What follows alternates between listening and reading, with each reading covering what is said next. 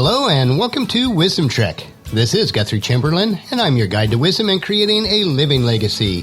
Thank you for joining us for our 7-day-a-week 7 Minutes of Wisdom podcast. This is day 170 of our trek, and yesterday we explored trails 1 through 5 of the 5 trails needed to get over yourself so that you can get on with your trek in life. Today we will complete trails 4 and 5. If you miss any of our days of our Wisdom Trek episodes, please go to wisdom-trek.com and listen to them or read the daily journal. We are recording our podcast from our studios at Home 2 in Charlotte, North Carolina.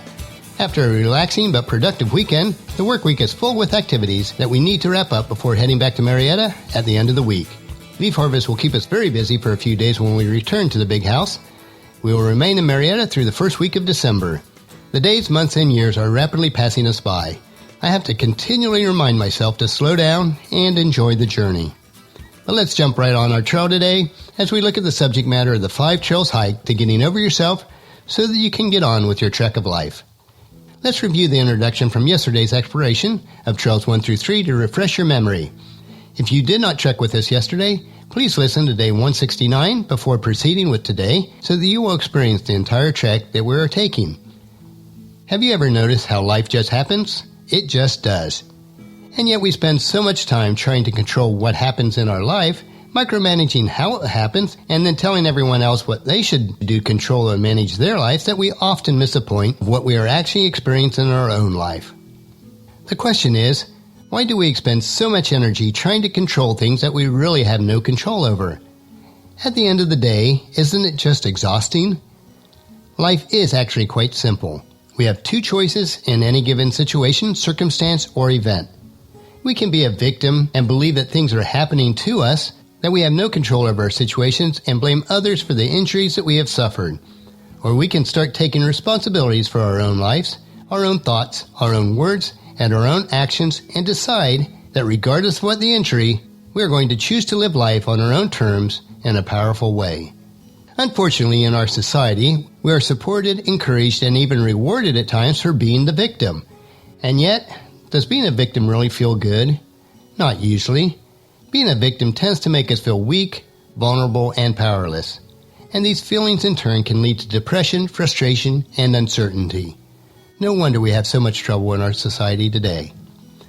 The difference between taking responsibilities for ourselves when our life throws us a curveball versus being a victim of a situation is that we become far better equipped spiritually, mentally, emotionally, and many times even physically. We stop allowing the energy vampires to suck the life out of us, and rather than feeling powerless, depressed, and frustrated, we're able to experience our situations as an opportunity to test our superpower of strength, positivity, clarity, and focus. So if you're sick and tired of feeling frustrated, drained, like you just can't get a break, and are ready to get over yourself and on with your life, here are a few guidelines for living life on your own terms. Yesterday, we hiked the first 3 trails, which were stop blaming everyone else, and second, your life is your responsibility, and the 3rd trail we looked at was things are not always as they seem. And today we want to hike the final 2 trails. The 4th trail is acknowledging your feelings trail. Feelings are simple, really. We like things that make us feel good, such as love, affection, romance, and acknowledgement, and we don't like the things that make us feel bad, such as frustration, anger, sadness, or hurt. Of course, if we didn't know what one felt like, how would we recognize the other? How could we know if we were in a good mood if we didn't know what it felt like to be angry or upset? The feelings we don't like, we tend to deny them, stuff them, or rationalize them away. We do anything we can to avoid really acknowledging them and hope that it limits our discomfort.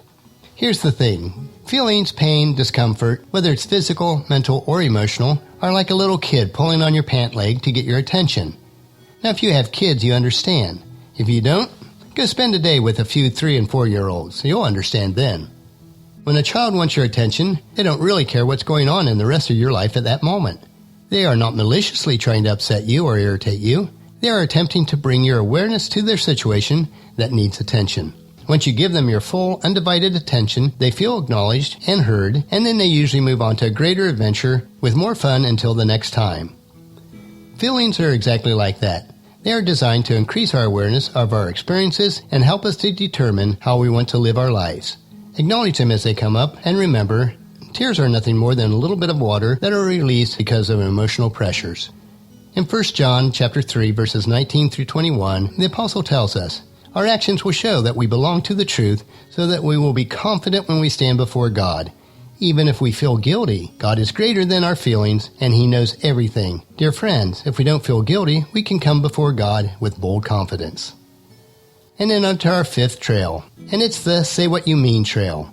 In challenging situations, are you more concerned about being nice than saying what you're really thinking?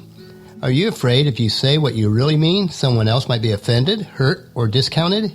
Saying what you mean doesn't mean that you have to be a jerk, and being nice doesn't necessarily require saying more. When we default what we are really thinking and feeling for the sakes of being nice to others, we compromise ourselves. Come on, be honest. We've all had those moments after a situation where we've kicked ourselves and come up with at least 3 responses of what we should have said in that situation. So why don't you try this? Take a current situation you have challenges in communicating around, write out what you want to say. Now see if you can write out the same explanation or communication in 10 words or less. Eliminate the fluff and get right to the heart of the matter.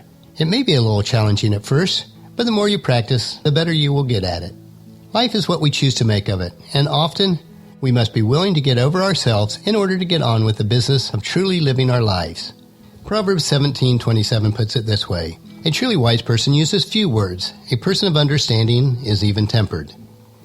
The trails that we have hiked yesterday and today are very rough trails to navigate. We don't like to deal with these type of situations. We have to encounter situations about ourselves that are not always easy. We need the endurance to carry on even when we don't feel like it.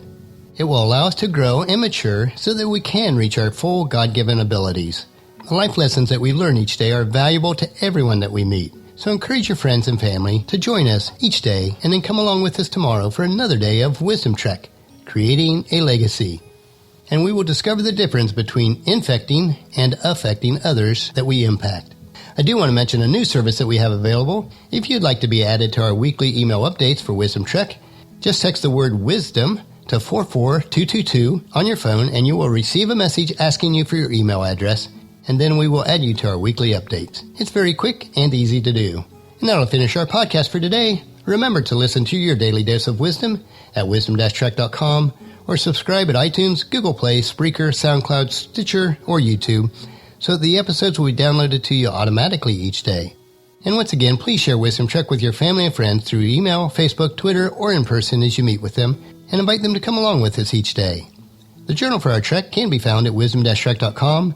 Thank you so much for allowing me to be your guide, your mentor, but most importantly, your friend, as I serve you through the Wisdom Trek podcast and journal each day. As we take this trek together, let us always live abundantly or fully, love unconditionally, listen intentionally, learn continuously, lend to others generously, lead with integrity, and leave a living legacy each day. This is Guthrie Chamberlain reminding you to keep moving forward, enjoy your journey, and then create a great day every day. See you tomorrow.